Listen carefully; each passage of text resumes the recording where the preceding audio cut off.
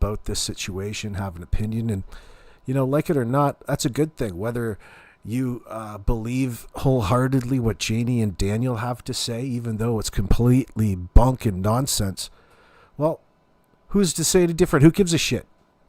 Change the channel. Go somewhere else. Yeah, it's a real shame that people don't see and understand the red flags, etc. Don't waste your time engaging, because it's just a huge frustration. People come around. People talk about the dumbest shit. But it's all about people misinforming and misleading people in the background. That's the whole concept behind cybercrime, essentially. That initial fool, that catfish, if you will. And it's no different in this particular, especially, I should say, in the true crime genre. You know what your intentions are. You stick to them. It shows. There's nothing wrong with talking about things in any such manner.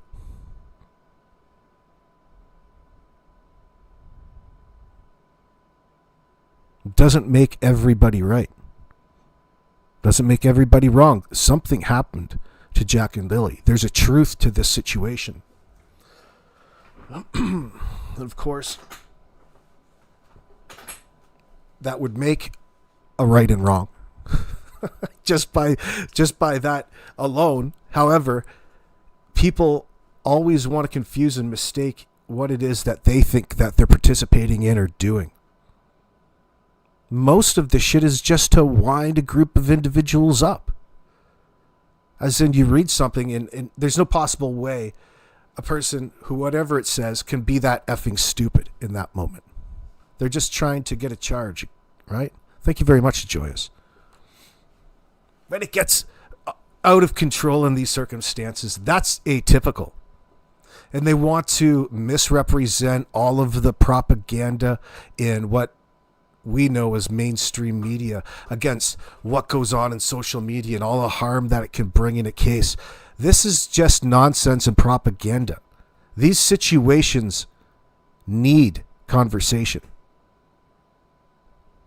Now, it's a shame most of the conversation turns out to be, in hindsight, misinformation, but the thing is that you don't know because there's a certain element of not knowing, and people are always trying to figure out what the thing is that the individuals are hiding, we'll say. Joyce, you're very generous, darling. Thank you so, so much. I don't have to preach to you all about that. I just want to remind you all about it. Because even though Drunk Turkey seems like a huge effing moron, it just speaks more to the sense that he's not as attached to the situation or the children as any of you are. And when you're behind a microphone, whether it's promoting for a particular brand, there's always a sense of bullshit, propaganda behind it. Just change the channel and don't get too attached in these situations, especially that it's on social media, or we'll call it YouTube, what I'm talking about.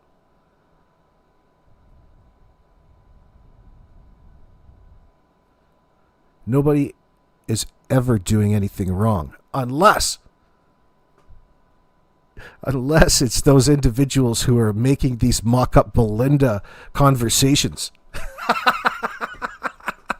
When I saw that, I'm like, all right, here we go.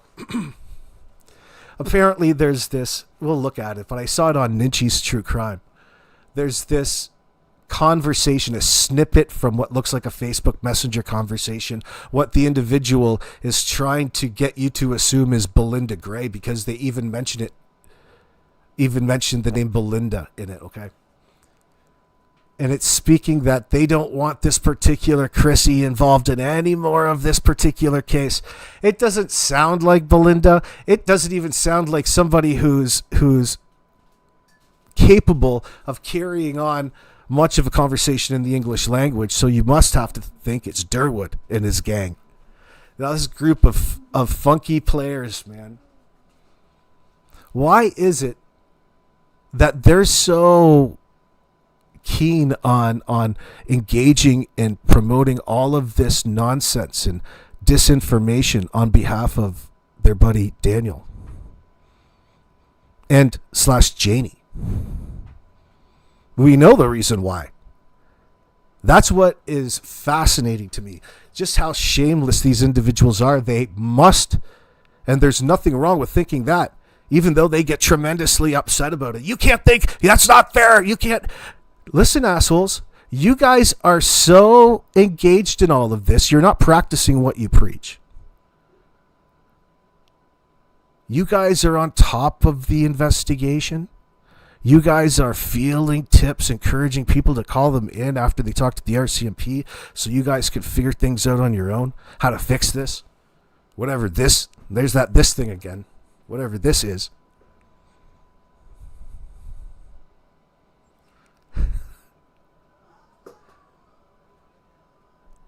What's going on, Mayflower?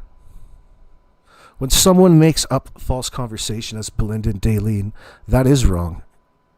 It isn't Belinda or Daleen. It's a group of Numnuts. Exactly. It's none of the above. But it's all playing out on this particular Facebook group. And the individuals that get involved and they compete because they, I guess, what is it to get ahead on there? Like YouTube, you at least have AdSense money, right? Right? Facebook, it's really shameless clout. It's just disgusting. And of course, they want to shit talk everybody else, and they want to talk about social media as though it's any place else but where they're speaking and posting. Oh shit! Listen, the whole point of talking about everything, we don't know what is and isn't misinformation. Most of the stuff that you speculate and think of, we're not tied to in the first place, but we've got to speak about it because we have no other choice due to the statements in the language by way of the suspects. That's what they fail to neglect to mention in these articles. They just want to, you can get a good sense of who's really conditioned and programmed to just parrot and recite what's in these articles. Oh, didn't we just go through these lockdowns? Didn't you learn anything? A lot of minds are very malleable in that sense. And that's frustrating. Not that you want to, I don't even like to bring it up because then you fall into this, oh, well, you just think that you're so much smarter than everybody else. No, there's really people out there who do dumb things, we'll say, at any one point in time. Now, is that what Kent is? Fuck no. Kent's association to this is way deeper. He's got ties to this. And who was in my comment section earlier talking about how this Chance Lays is in this band too? Oh, they're just all in a band. It's just like the antithesis of the Osmans. The tweaked out Osmans. The Osman kids. We have assumed control. What's up, Silver? Good to see you. You Void. I just like talking about what everybody's looking at or what everybody's talking about. And then she got me the other day. She got me in this I may as well just pull it up. Let me just give me a second here. Oh, here I go plagiarizing Ninchi's shit again. No, this is me talking about your shit, Ninchi. So let's get that straight. Listen. Oh, see, oh, look at how fantastic of a, what would you call this? Oh, look at the clip art here. Oh, it's just so, oh, isn't that just handsome? So this is this particular fabricated message. I can't take the issues with this Chrissy anymore. Now, first of all, I don't even know who these individuals are. I got to be reminded. Chrissy, this due to because my neighbor, which I'm not going to mention, is known for stealing property. Uh-oh. And that was one thing that I did not want him to take. So here Janie is referring to Bradley Wong.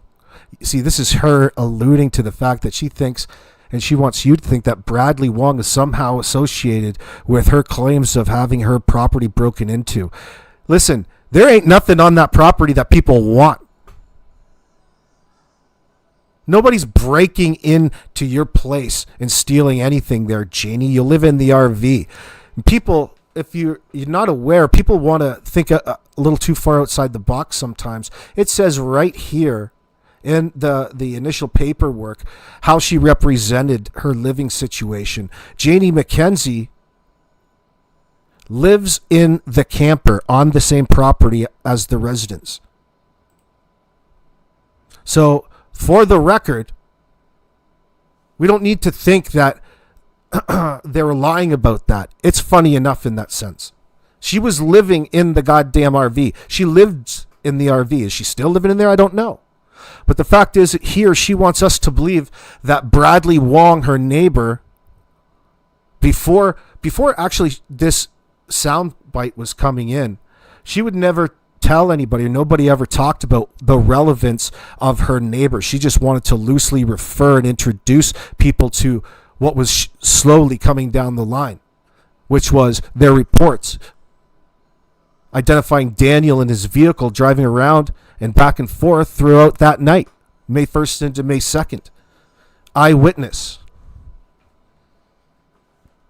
DT, drunk turkey. That's an eyewitness.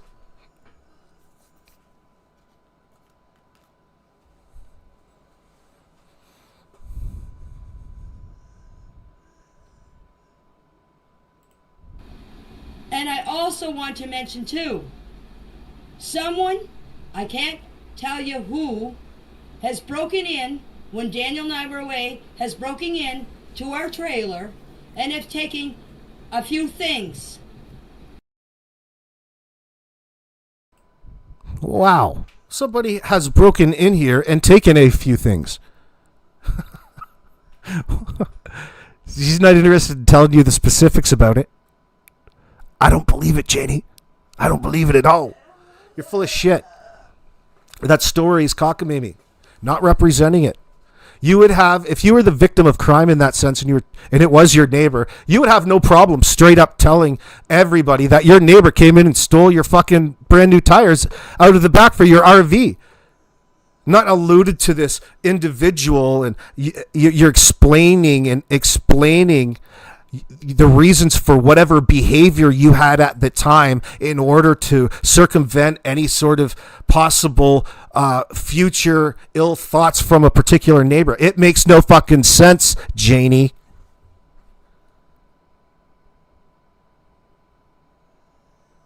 This is you looking to disparage poor Bradley Wong, and there's nothing that you can say or do that's going to do that.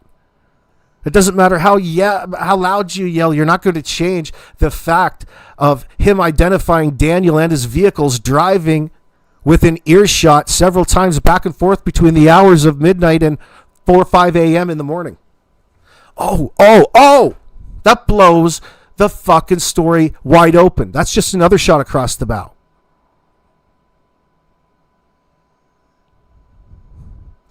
Your story is fucking bullshit, guys. There's 2 missing children from your property, and all of your stories of the moments and minutes leading up to whatever happened to make you call 911 is fucking bullshit.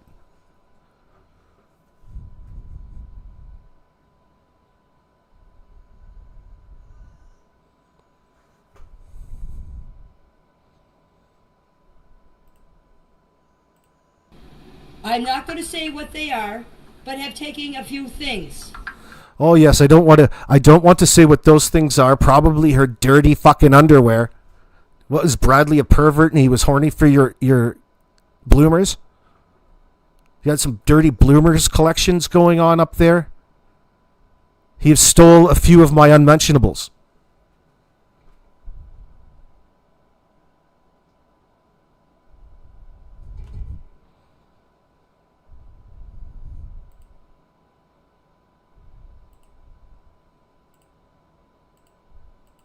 Retard. Derwood, get the fuck out of here, and you and your little fucking buddies, your buddy Kent, get the fuck out of my chat. You're not welcome here. Insta-ban.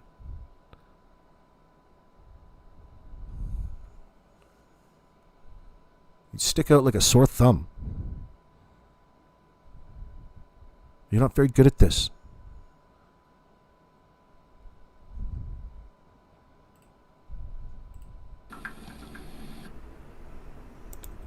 And Fucking this has all tweaker. been reported to the investigators. And yes, we still have drones that fly over that are over our place. It's usually Friday and Saturday nights, mostly. So if the people out there that are flying the drones, if you like to watch a 60-year-old woman on a Friday and Saturday night and have nothing better to do, you go ahead. So you wouldn't think that the drones would be out there for any other reason but to stare at you, Janie? Why would that be? Heightened sense of paranoia for what reason?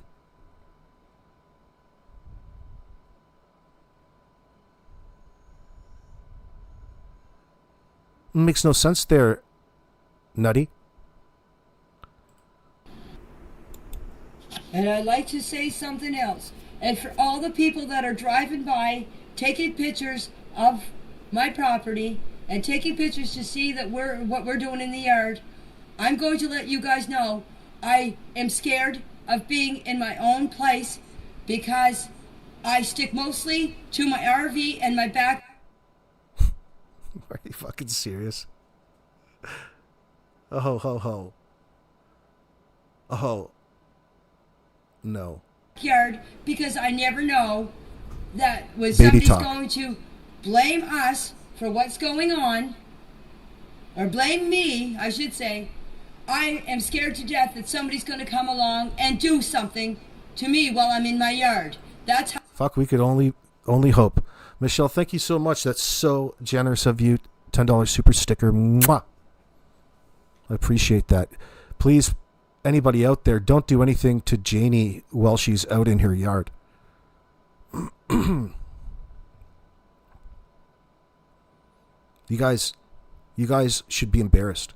You guys should feel bad for even thinking bad thoughts about Janie and everybody there. Could you imagine? Could you fucking imagine? Janie, it's not going to work. You could have remained silent, said nothing, said minimal, but you chose to go so far into this. You're really confident that you're going to get away with all of this, that you're not going to have or be held accountable in what happened to Jack and Lily. Well, you're definitely in it too deep now. Mrs. Obstruction of Justice, accessory after the fact of whatever incident there was, plus the conspiracy.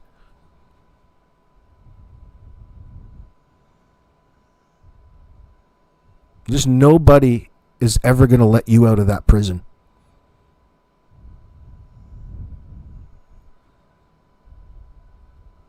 And that's why you're lying. That's why you're taking this Hail Mary attempt in deceiving the public about what really happened to Jack and Lily and what happened and why it really was that you were raking that driveway.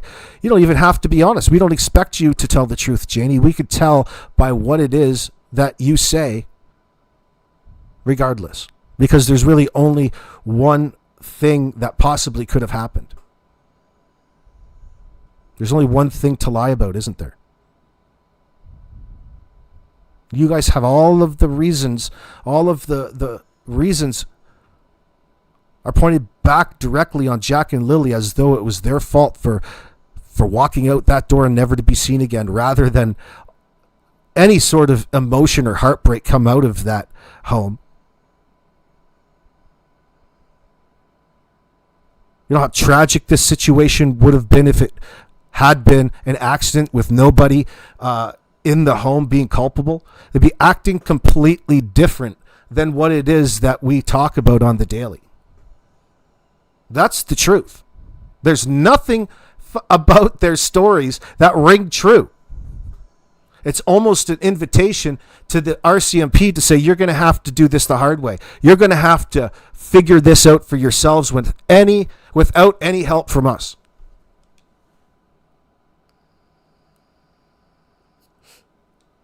And that's what they're doing.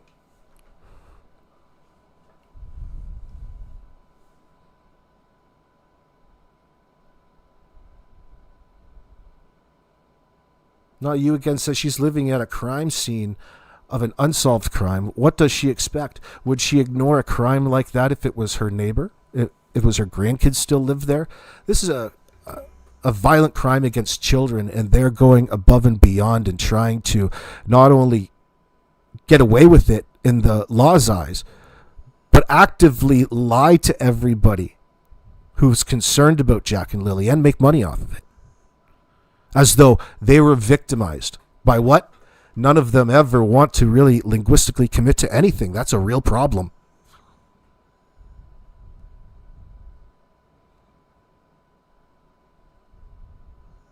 Whatever happened to Jack and Lily happened within that home.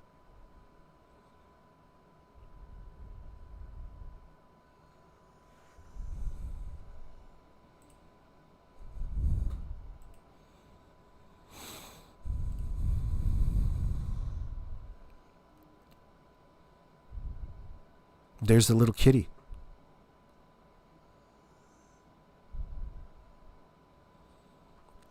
Does Canada stream trials, Julia? No, but they stand outside them. And they have people inside them and they report on them. But they might. Actually, things have probably changed. I can't answer that completely. It's not like it is in the States. But the same, you can report on them in the exact same manner. Usually have a place for reporters in there.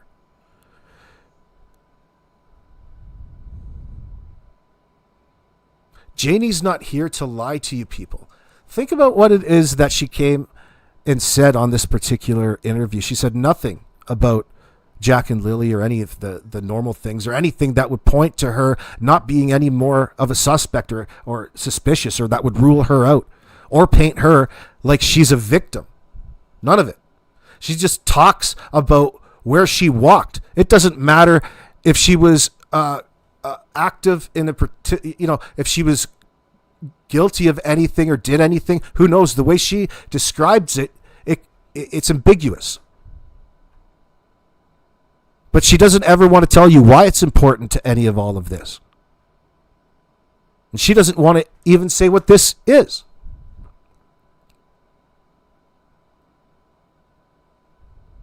This is a huge fail, Janie.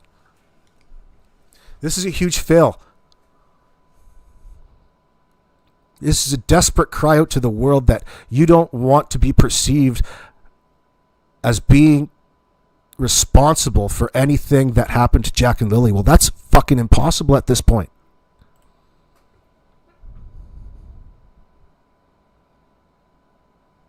How could you not have felt responsible? Well, she did. Her little crying session, that's not why she was crying that particular day. It was genuine emotion.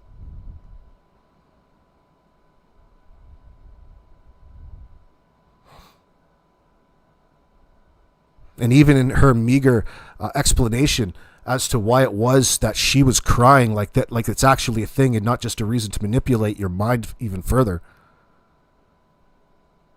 she refers to something so vague in the reason that you can't make sense of it. She's really distancing herself in this scenario.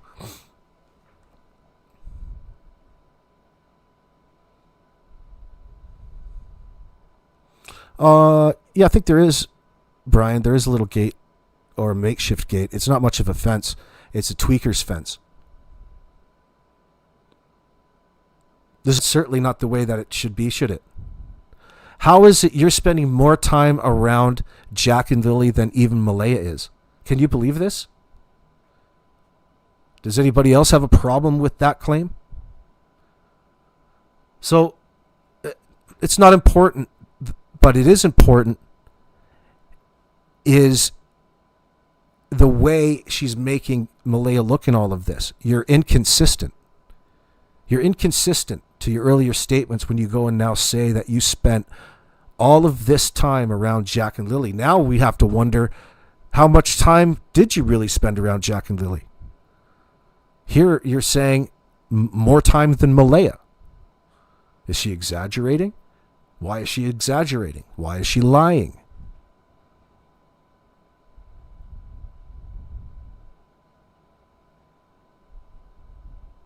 Grammy, you think Janie gave them all their baths? Cooked for them? Could you see? Well, see, there's no talk about that. Janie, you would be thinking about all the great meals that you cooked the family as a big, happy, get-along, Brady Bunch style, packed into this trailer like a bunch of sardines, getting on each other's nerves around the fire on the nightly basis. You would be sipping on a little bit of vodka, of course, drinking from the bottom.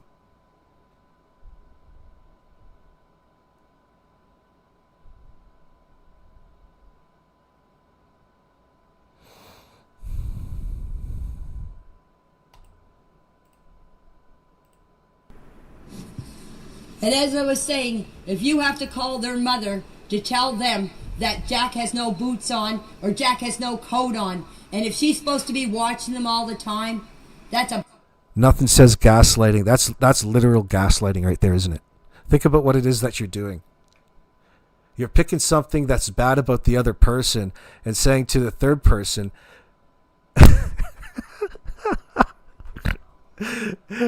you're the person who thought to pick up the phone and call her in the first place. So you're calling somebody, then screaming down the line that it's their fault that you called them. Like, you're really putting so much more on Malaya in a circumstance, and anybody for that matter. Think about how she's portraying it. She's saying, what kind of person relies on me to remind her that her kids aren't clothed properly when they're outside? To paraphrase. Like, that doesn't make any sense. It doesn't make any sense on many levels. And it shows you the resentment and the problem within the house, the dysfunction. A contributing factor to the incident in which they all had to conspire to get away with this particular crime, and that had to do with coming up with this false bullshit story that they told the RCMP. The one that they don't want to fill in all of the timeline spaces around the hours leading up to what would otherwise be what they want us to believe, the time frame that's most important. Because nothing was happening, nothing eventful, but there was.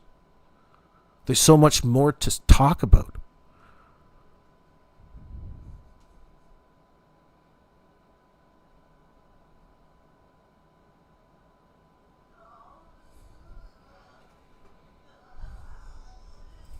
Bunch of bullcrap. Because I would even watch my other two grandchildren when they were out in the yard, and I would always keep an eye on them when they were in the yard. And I was always yelling for them, where are you guys, where are you guys? And the only time those kids really get outside is when she was putting Meadow down for her nap. And when she would put Meadow down for her nap, she would go down for a nap too with Meadow. Well, as I said, that's between her and Malaya. Well, as I said, that's between her and Malaya. Well, let's start with Jack. Jack was a curious little boy. He was a happy little go-lucky boy. But I'll tell you, if he didn't want to do something, he wasn't going to do it. Isn't that interesting? Let me tell you about Jack, and there's a but in it. That's what sticks out to me. What about you guys? Could you imagine getting at somebody's funeral and speaking like that? Well, let me. I just want to share a few things in this eulogy here. Yeah, Jack was a generous man. I personally couldn't stand the piece of shit. Come on now. But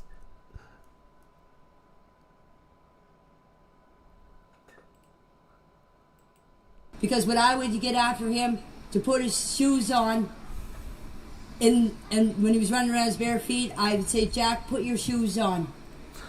they complain all the time about the kids not being dressed appropriately. It's amazing that morning that they took the time to go out of their way to put their boots on and walk themselves out the door and close behind them, when they complain nonstop about the rest of the time that they're around. Their life revolves around the fact that they're not doing the one thing that they ended up doing.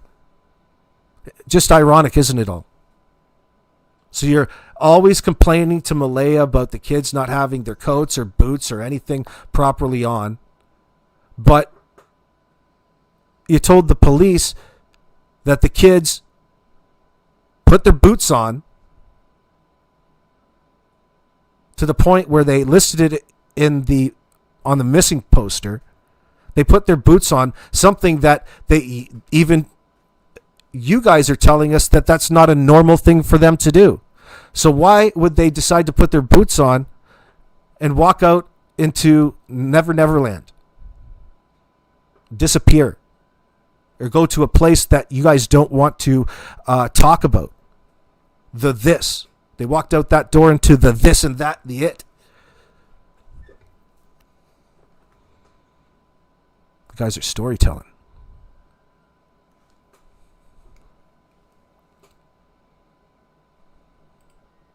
I've said this, and he would just stand there and put his arms up, fold his arms up, and go, eh. And that's all I would get out of him. Holy fuck, Cruella DeVille here. Did you guys have your earbuds in for that? Oh, shit. What does that sound like? What movie is that from? That's from Planes, Trains, and Automobiles with Steve Martin, when he melts down in that hotel room on John Candy. And he's yelling at him about being like a doll who never shuts the hell up, and he keeps repeating himself. He's pulling that string out from his belly 4 times. That's exactly what Janie just did about a missing child. The only thing that she could get out of him were like 4 grunts. That's all he could get out of him. Holy shit. As a child, you would be absolutely terrified of any interaction with this old broad. It's like living in hell. What a fucking bitch. There's no possible way kids like this old broad. Like, when you're a kid, you don't have words for it, but you know what it is. It's like, there's no possible way. Kids like smiles and cuddles and good times and candy and food and, engaging activities. Not being yelled at or prodded or told what to do. You boss them around as though they're always doing something wrong. They need to stay in line. And that's out of control in this household. You can see that. That would suck. And if I was Jack and Lily, I would thank me right now for having the balls to even fucking say shit like this. People should be saying it all the time, because that's what Jack and Lily need. They were the victims of a brutal crime right now, and what should really stick to your hiney is the fact that the people that are in charge to protect them are spinning their story in order to protect their own asses because of whatever negligence and abuse that they brought upon these kids, thinking that you're fucking stupid and you're going to take all of this. This is an emergency. Nobody in their lives are looking at it publicly from a realistic standpoint, because they've got too much at stake. They've got a piece, an opinion. They've got too much in the game. This is fucking nonsense. If I ever fucking disappear, it doesn't even matter if I'm a kid. People start making any excuses like this. Something's fucking up, people. Question it. Call them out.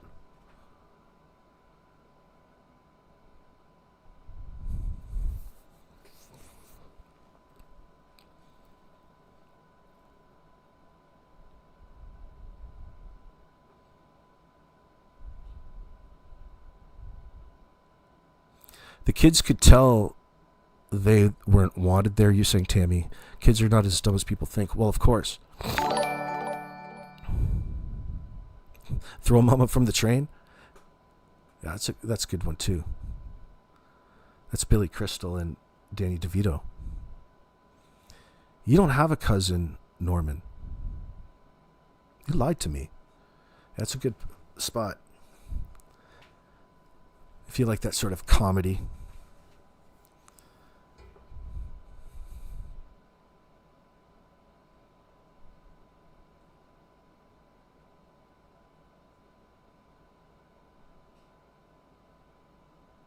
Like, it's pretty evil. I don't think that I have seen. There's probably lots more that's a lot worse than this, but I'm not sure that I've seen it.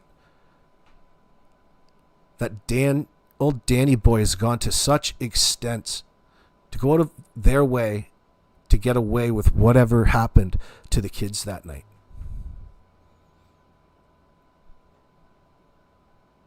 Like, just when you thought that humans couldn't shrink to a lower place on the pole, it couldn't get any worse. Things like this happen, and he's more than happy to carry on the backs of these two children who it's obvious they don't like, who people know that there's a problem with, and put all of the blame back onto them and pretend that he's somehow victimized and in need of some sort of positive prayer emotion, and you can give your donations to fucking Kent. Maybe even buy a keychain to spread some awareness. Because that's what you do at this point. Get the hell on out of fucking here.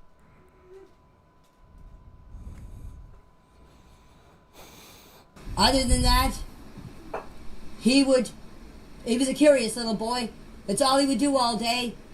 When he was outside was sit and turn boards over or rocks over looking for bugs and worms. I had my granddaughter down digging worms for the chicken.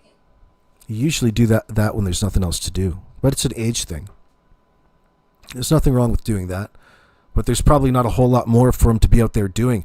All he's doing is sitting out there in the prison yard with this old bitch monitoring him in there from the confines of her prison cell in the driveway of the RV.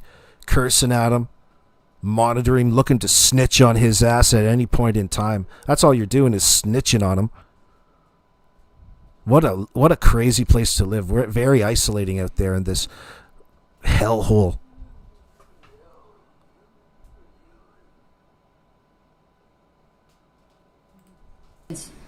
And he would come down there and he would grab every worm that he could see.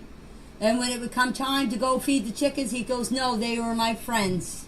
I'm keeping them." He would play on the swing. He was a happy-go-lucky boy. Lily, she was a Miss Prim girl, as I would say, if that's what you call it. I guess they call her a diva or whatever, but to me, Miss Prim.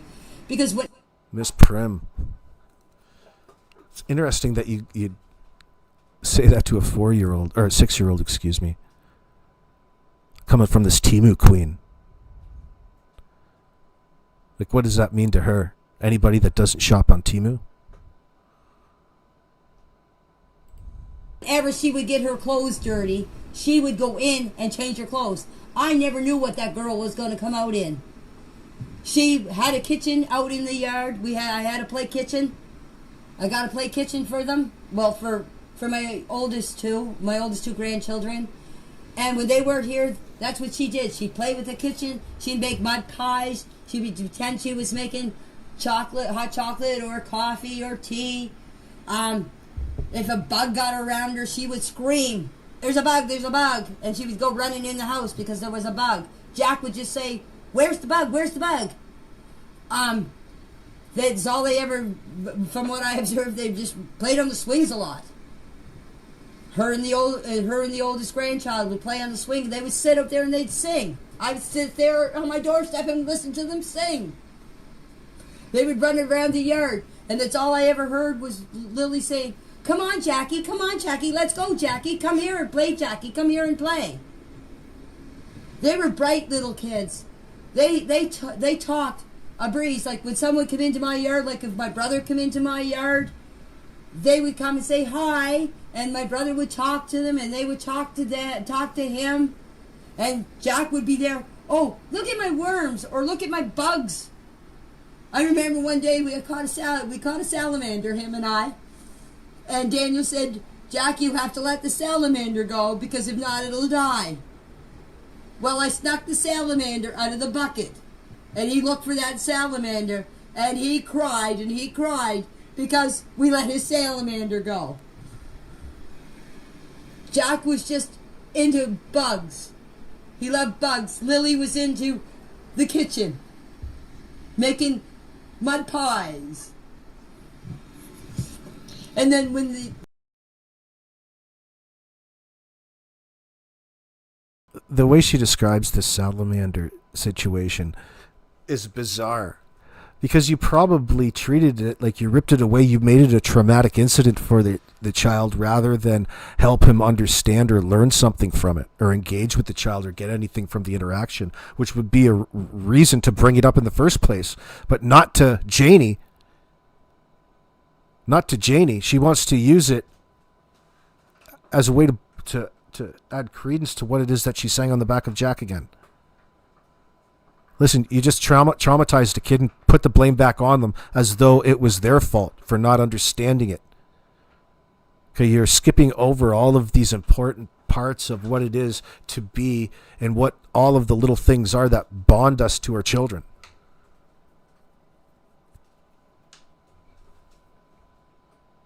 You're just like you're out there like the prison warden, like this is a concentration camp.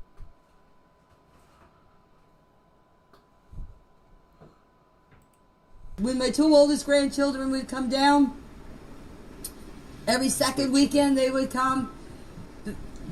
My oldest granddaughter would come in here. So every second weekend, let's give them every second weekend for 24 months. How many times is that, do you think, that they were at the house when the kids were there?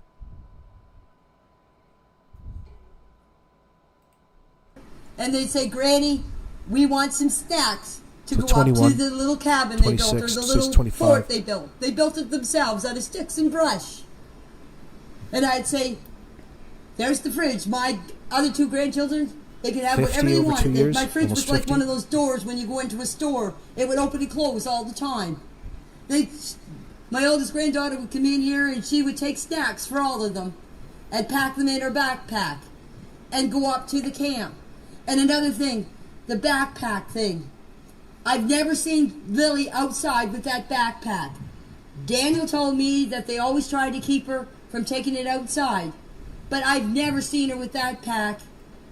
The only time outside playing, but the time I did see her with the backpack. You know what stands out to me too, thinking about this bullshit story, is the dynamic that there is, especially in the morning. Because when you get up in the morning, you want to get up and get ready. Like, how do you think it is to get up when you've got no fucking running water? You know, maybe if best you've got a little mini fridge. You might be able to keep your coffee creamer cold in that RV, but you're not getting up and you're not having a thorough warm soak and getting clean and rejuvenated and ready for your day. You've got to come into the RV to get that. You got to come in and use the RV. So if you're up so early, what is it that you're doing? You just get up and smoke and drink your coffee and do fucking whatever? Don't believe that, especially on this Friday. There had to have been a reason why you altered your daily routine, if that truly was. But think about it. Like, especially old Janie drinking all that coffee that she sits in there and smokes cigarettes. She's got to take a piss every now and then. She probably pisses in a bucket, disposes that out wherever. But what does she do when she's really got to have a comfortable shit-shaven shower? She goes into the trailer. And on the other side of her mouth, she wants to tell you that she's in the trailer all the time. In there enough to notice that Malaya's doing all of these things wrong. That they're not at the table doing their homework at 4 and 6. So she's insisting that she's in and she's out, and then she just selectively turns a blind eye to anything that would be otherwise suspicious in that sense. When she tells you that Daniel is a big boy and he can look after himself, and she ignores everything that goes on in the trailer, it's their business. Hardly. That's not the way that she's talking. So she's trying to be everything to everybody and contradicting herself in the same breath. It's very bizarre. Not bizarre that you should walk away more confused, because this is a suspect who was last, and like it or not, on the property where 2 children were reported to have gone missing. Now, even though they brought together a bullshit story, that's where the kids should have been. So it would otherwise point to you being responsible.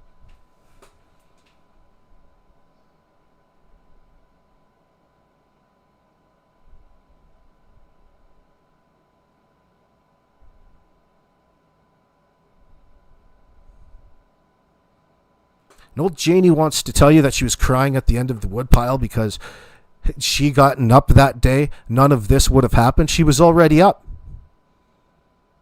She was already up. Then whatever happened, happened. Under her nose, 5 feet away.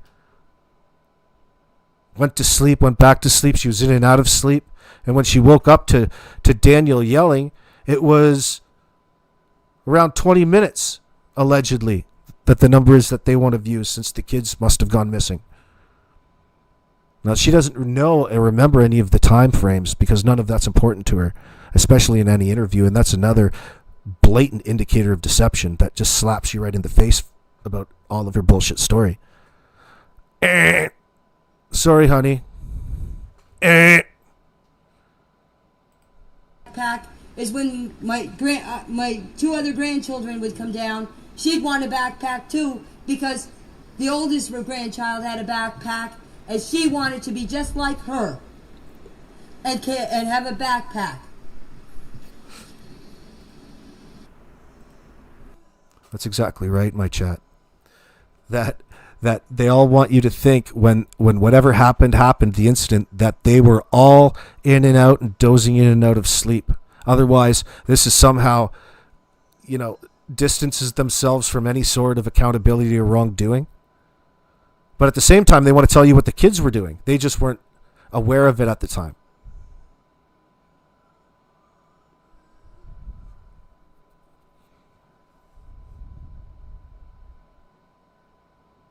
My other 2 grandchildren could have whatever they want. Julie 8715. That's what she's saying. She's differentiating the two. She's telling you about Jack and Lily, then she's using her other 2 grandchildren in ways that would seem more human or more bonded in that sense. Telling you, even when she uses it as an example, to show everybody that she does care about kids, because I do it with my other 2 grandkids. All she's doing is highlighting how different she's classifying Jack and Lily in this situation from being a regular part of the family.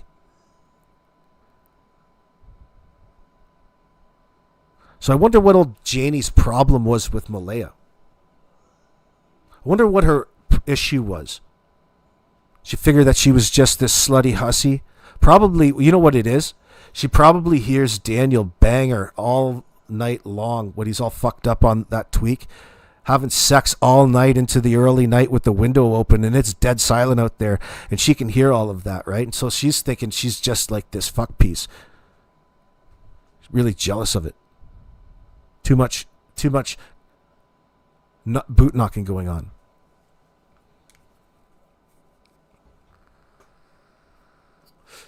She thinks she's just a 2-bit hussy. This woman coming into my son's life with all of this baggage and trapping him with another child, and she's this way. Well, she just can't be acting in all of these immoral ways around, she's got a reason to complain now, so she finds something to hold against her rather than befriend her and otherwise be a nice, gentle individual and a positive influence in her life. Janie's the opposite of that. She doesn't have the intention.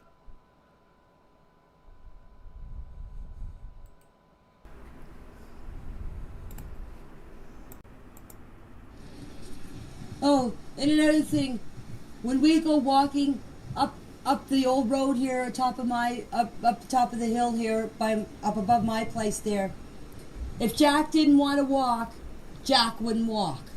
He would stand there and he would just, I'd say, "Come on, Jack, we're gonna walk." He would stand there and he would stamp his feet, fold his arms, and just look at me. And I'd say, "Come on, Jack, we're going for a walk." I'd have to go and take him by the hand to make him walk. Jack was a kid, if he didn't want to do something, he wasn't going to do it. Lily, she would walk along. I'd have to yell at Lily, "Lily, wait up for us, wait up for us." But Jack, no. Jack would not move if you didn't take him by the hand and tell him to come on.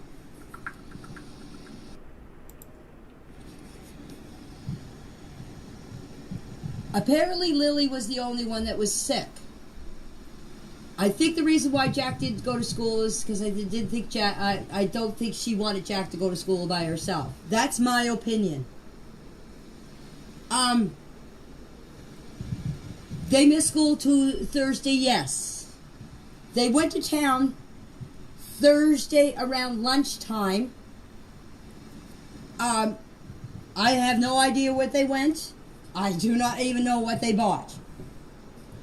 I heard them out in the yard here. Yeah, there's that too, Shannon. There's something intellectually wrong with this woman. Yes, but she's also lying. Do you see what I'm saying? It's a confusing one. You can't just blame it all on one or the other. It's a combination of both.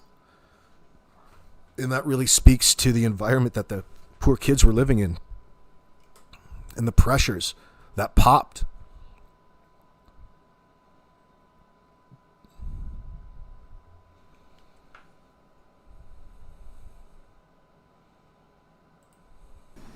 Thursday afternoon. And when I heard them out, my dog started barking. My dog tells me when the kids are in the yard. Okay? I went out. When they heard them out in the yard, my dog started barking. I opened the door and let my dog out. My dog is penned in. I do not let my dog tells me. My dog around Jack and Lily. From what I hear through the grapevine. Through the grapevine. Somebody was commenting how funny that was. Like, how elusive is that statement? Well, I heard through the grapevine that the kids don't like dogs, so you're going to go ahead and have that embellish your story? Come on, Janie. You purposefully don't keep your dog away from Jack and Lily. That's not a good thing in this situation. The dog soon sees the kids as an adversary, as its prey. No matter what dog it is. Which dog is she talking about? Is she thinking about their Tucker, or is it the other dog that Chelsea and Belinda are referencing? But why doesn't she keep or socialize her dog around the kids? Wouldn't that be wouldn't that be the first thing that you would do when you moved in? Wouldn't that be the first thing that you do if you had kids in your house?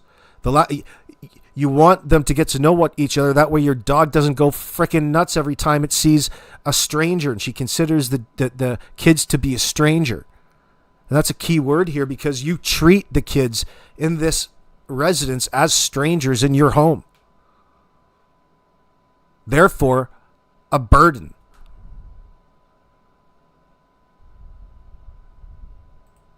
Jack and Lily have not been around animals.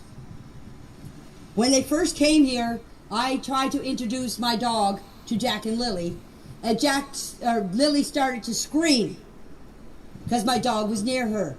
Ever since that, I've kept my dog away from the kids.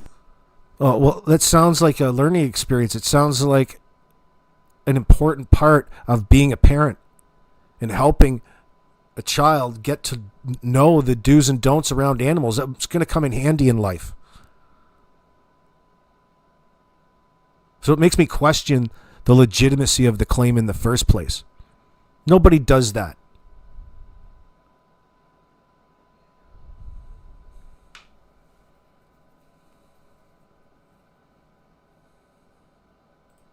Jack and Lily.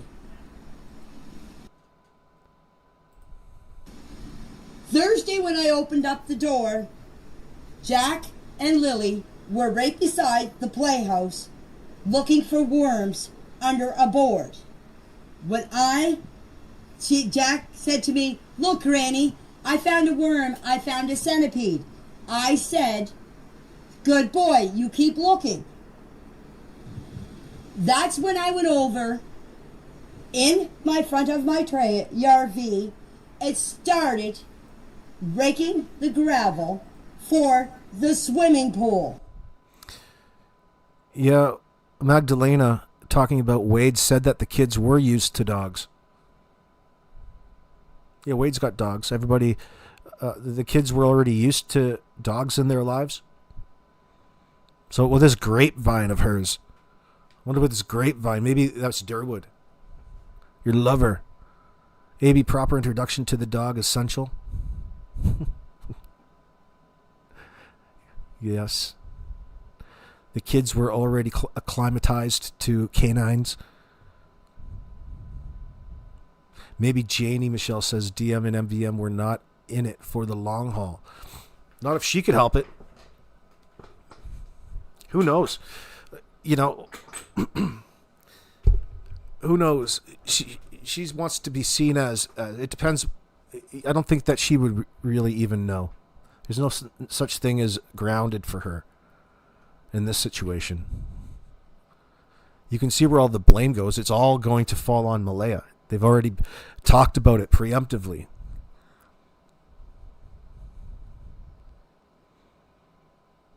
That's your easiest route to finding Jack and Lily in this sense.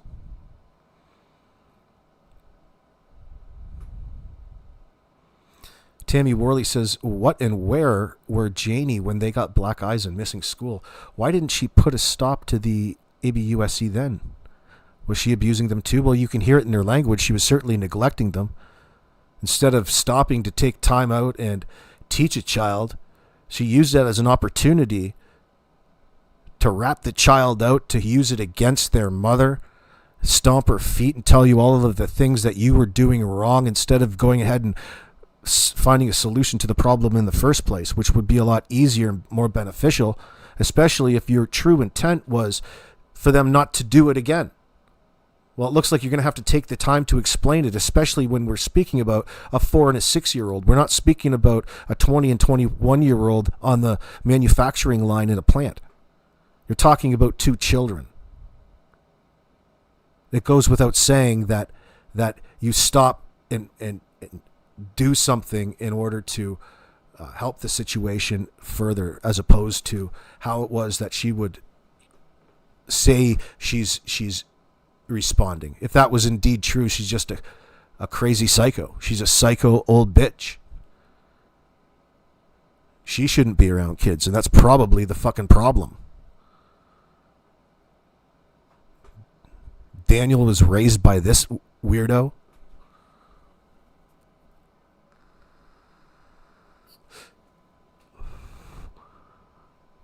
Raking up dog shit in the yard. Not to level ground for a pool. They were broke but planning to get an above ground pool. I don't think so. Exactly, Shannon. A pool for Jack and Lily out there. Yeah, exactly. Just shows that she's old hat at just making shit up on the run. She chooses to lie. So don't expect that to get any better, right? We're going to have to do this the hard way. The investigators have to do this the hard way. But the fun part about all of this is that she's going to be just as ridiculous on the stand in trial as she is as providing what they did to police in person. I can't wait to see the body cam footage. I can't wait to see how these assholes acted the day that the police responded to this particular call. I want to see the look in their fucking eyes. I want to see how tweaked out Daniel was, bopping and slapping all over the place. I want to see the brouhaha at the end of the driveway. Janie going after Haley. and Logan. All of these nasty beasts.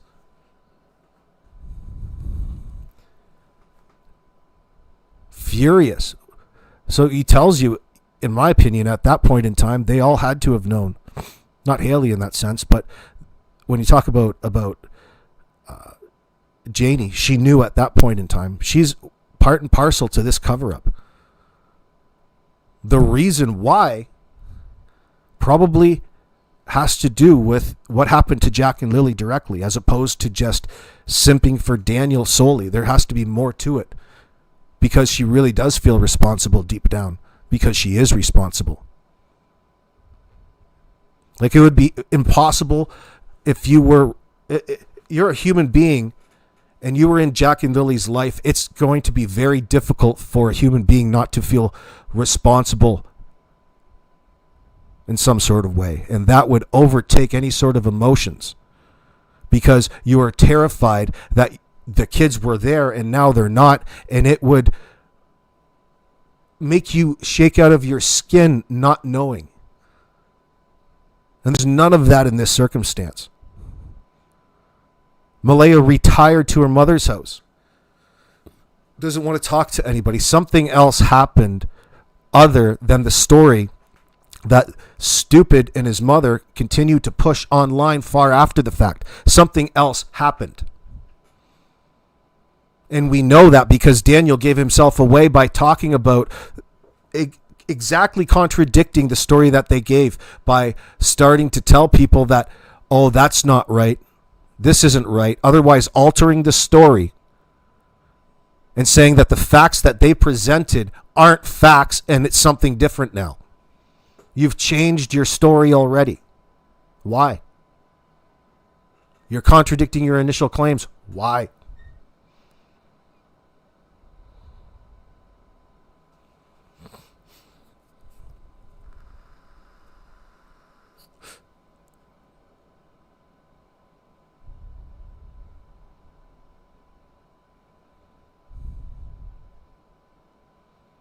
Lori Green, if Malaya got physically abused, no matter what, you don't let the person doing it to you do it to your children. When CAS visited, that was an option to get out, in your opinion. Well, people don't think about that when they have authorities come into their lives and knock on their door. Sometimes it's easier to lie to get them out of your life and move on because you're in a certain mindset. Malaya is not thinking in the right mindset, partially because of the environment that she's chosen to be in. She's in like a dangerous cult. She needs to be deprogrammed from these fucking morons. Is that happening? No. She doesn't know in that sense. I'm talking about the moments leading up to it, because she doesn't figure the worst thing is going to happen. She's accepted all of the rules and all of the things that her kids are doing that are bad to warrant all of this ill treatment towards her and her kids. She doesn't know any different. She's putting herself through it for whatever fucking reason now that she's tied to Daniel through Meadow. And she's the last person to really identify a true emotion inside. She's got her own issues.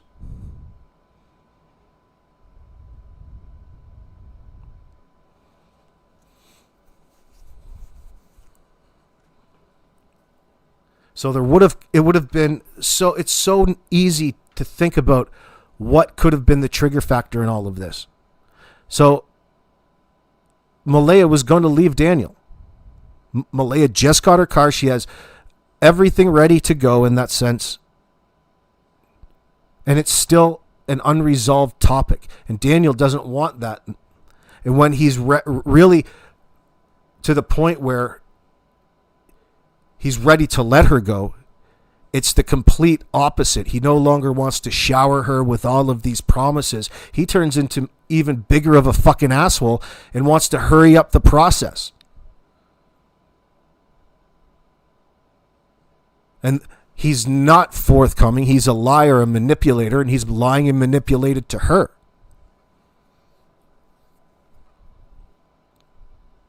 So what is it she's supposed to believe? The safest and easiest thing for a person to do, Like the path of least resistance in this circumstance is to do nothing. And that's what she's very good at doing. So I hear. She'll call Cindy and Patty and complain to them on the phone, which would stoke the fires in that sense. But there comes a time, right? There comes a point in time, having been through it, where there's things change, they transition in your mental approach to things, that there's no use in reconciliation and there's nothing that you can do to change the situation, yet you're somehow forced to go and face and look at this person all day, not to mention the children and all of the bullshit. It makes a person irate and angry when all of it's not in their control within a space that they would otherwise feel that's 100% or should be 100% in their control, being their own house.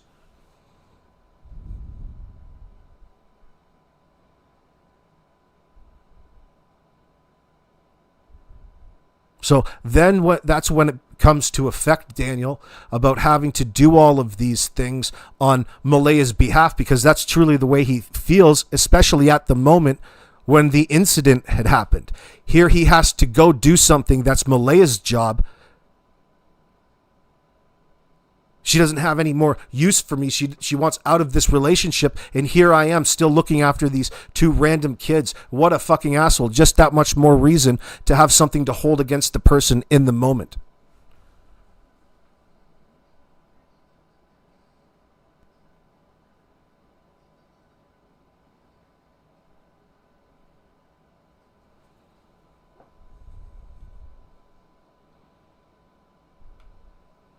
Just a possibility. It's probably even worse than that. I'm just talking in the cycle and escalation of intrafamilial violence, they like to call it. Fancy word for domestic. Anyway. Because I was waiting for Daniel to find his tools so he could help me put the top board up on the fence so I could put the boards up, because I couldn't hold one end and nail the other end. Anybody that knows that, anybody that does carpentry knows that that's impossible to do. Well, you guys know nothing about carpentry, that's for sure. We can see that in your projects around the house. Now, what is that in my chat, Tammy? Or where did I see that? That's why Daniel kept her away from friends and family. Yeah, isolation. She could have asked her family for help. Instead, living like that, she did help them. She did ask them. He had her believing she couldn't leave and then she could get help, but his help. Yeah, I get what you're saying.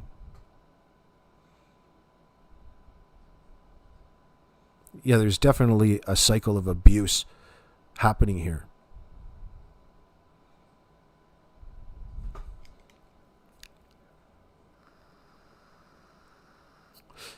In a pattern of an abusive relationship. That's fairly common, right?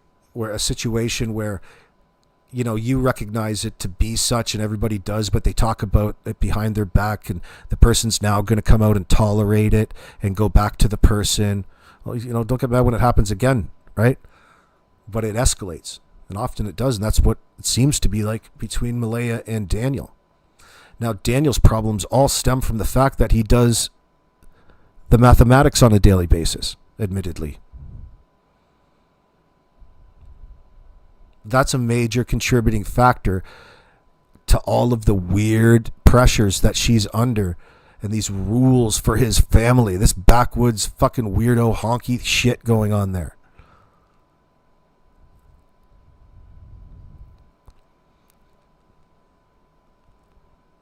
Trying to figure out the reasons or the rationale would be useless without taking into consideration that we know that Daniel admittedly was high as much as possible during the entirety of this relationship.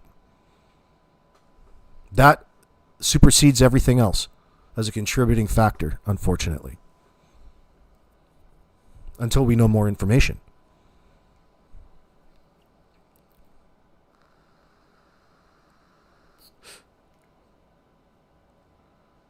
Yeah, Tammy, it was mind games. He got away with it. And her and everyone around him, that's why he thinks he will get away with this. I get you. Well, he doesn't know any different. You're just seeing a continuation of the type of piece of shit that he is. Probably the same sort of treatment that Malaya had to go through with living with him.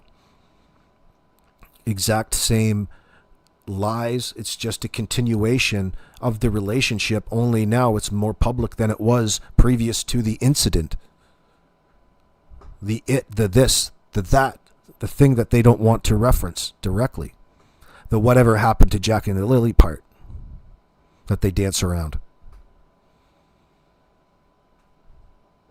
Shannon's saying the kids didn't listen to her, only him, made me sit up and take notice. Oh yeah, exactly. What an off thing for an individual to say in the moment, right? That was just another one for me, but it made me sit up as well. That wasn't the first one at that point. Yeah, that would make you sit up. Like, what a bizarre fucking misogynistic, unnecessary thing to say in public. Dude's tweaking. It tells you that he's really trying to act as though he is bonded to these children with some special relationship in the moment in order to draw sympathy from the public, especially the RCMP that he's working with, because he has to account for why he's acting so often bizarre. Lying comes along with the abuse of the substance. He lies because he has to.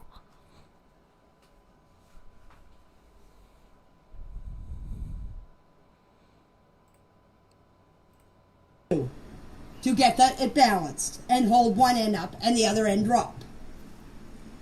After Daniel helped me, I continue putting the boards on the fence. But there was another fence on the other side that was there before that. So I was out there doing my fence. Jack and Lily were in the backyard playing. I came in the house to have some supper. I do not know when the kids went in the house. I don't know what time they went to bed. I don't know anything of that. So what's really interesting about her, don't just fade away from that. That should be your answer. That should be your key indicator of avoidance, number one. But you think all of this time that you guys have talked that the story would have gotten better, and there are some important factors to this. If indeed you felt them that important to communicate to people, you don't go and communicate that you don't know any of the times, that you can't remember. You just went into grave detail, being specific about all kinds of different things to you, except when it comes to time and seeing the kids and what time it was.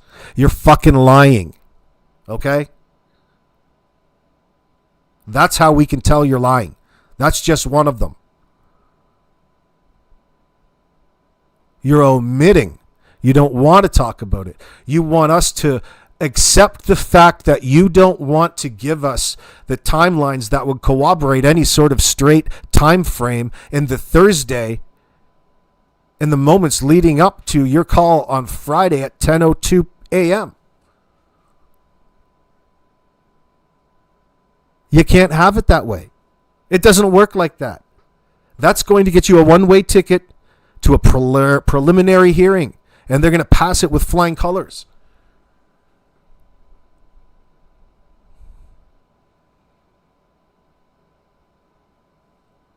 That's making a suspicious situation even that much more suspicious and worth pursuing, worth investigating. Investigators aren't going to care what it is that you say. It's not going to change the fact that you don't want to give an answer. You refuse to answer these particular questions, which is so wrong. And it goes for all three of them when it comes to this. If something truly happened, they've had enough time to say, yeah, it must have been this time. I talked to Janie, I talked to Malaya, and it was this time after the fact. But you want to be satisfied in not knowing anything and continuing to not know anything, even though in the moment you might forget. It tells me that you're fabricating, you're lying. This is your story and you're sticking to it. Not because it's a fact, but because you can't move from it. Otherwise, you'll be exposed. You've got no context to back this up. All I can tell you is from what I told you, my brother called me at 8:48. We talked for 2 minutes, 59 seconds. After that, I laid down. My dog barked because Lily and Jack were here where the swings are. I have a board up over my window. I did not see them because the board was closed. The reason I have a board up over my window is for the winter time to keep the draft out and for the summertime to keep the sun out. I heard them Friday morning. I swear on a Bible. Better than that, I swear on my father's grave. I heard them. Whoa. So you're swearing on a Bible? You're swearing on your daddy's grave? That's the selling point? Why don't you just give the world a pinky swear? Tammy says, how was she supporting herself? She's seen free food and Daniel, her baby, coming home. Get him to be the man of the house, because no man in his right mind would have anything to do with her and those I do. What are you saying? What am I reading? I read that wrong, probably. Daniel's tweaker fence. Maybe he can sell the design and instructions on IKEA. Oh, they'll definitely be stealing this one. You do it with all the scrap lumber that they throw out. They call it the trashy look, trailer trash look. That's too expensive for anybody to buy.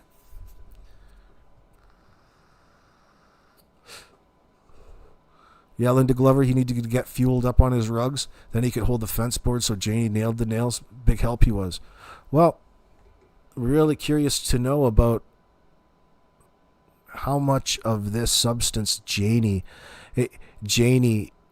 she's got to indulge herself. Like, think about how nuts Daniel is and how high he was all of the time around his mom out of that trailer. Because that's really, other than Patty's, that's where he was when he was with this old lady. Now, did he go to the substances when he left his former old lady? That would be an interesting question to ask her. Or if maybe that was part of the reason why they divorced. But it goes part and parcel with all of the magical fantasy world that he wanted to make for this new hussy of his, Malaya, that he picked up and knocked up. The children were just baggage, add-ons. Those were her problem from Daniel's perspective. In reality. But he would promise her all kinds of fantastic things. Well, you can see what sort of wholesome environment that trailer really is. It's just Jesus. Guantanamo Bay, you're saying, Julia? Guantanamo's nicer. It's cleaner. And the weather's better.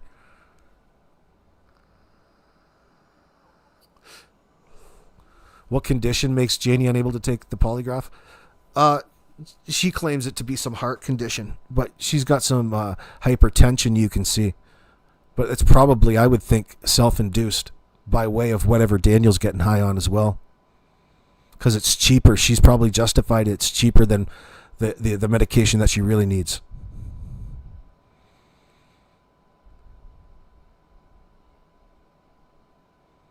The way that she lies and behaves, I have to think that somehow she's associated with either drugs or other illicit activities around the house, and there's something more that she's trying to hide. And her link to whatever it is that happened that day, whether right now it's just solely trying to bolster home Daniel's alibi. We don't know what the incident was. We just speculate about what it was. We know it happened.